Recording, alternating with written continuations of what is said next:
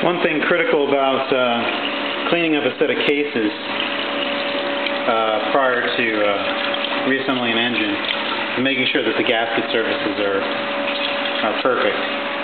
And the way I do this, or the way I was taught to do this, was with a proper flat stone. This is actually a Japanese sharpening stone for knives.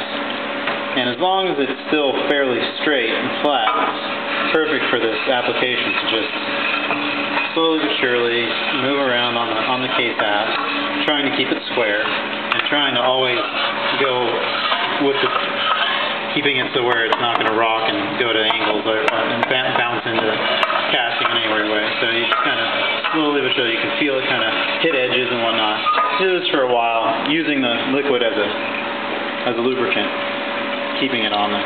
I also will tend to want to deburr edges, so using a tool much like that, I will run along the edges to keep high spots down. This is a same type of deburr tool, but obviously for holes, so depending on the hole you got to be careful, but again, just going in there, it removes a little bit of material. You're just putting a teeny little chamfer on the edge. And then for anything extreme, in this case, no pun intended, these cases were subjected to some abuse, not properly stored before I got them.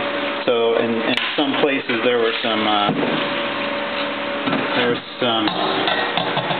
high spots that somebody, like, to get this gear out, they were trying to leverage it, and there was a lot of misshapen metal here, so I had to take a file.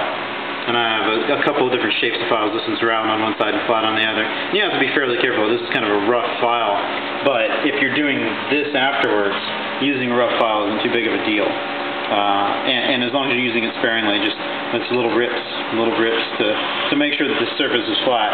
And this is a huge deal for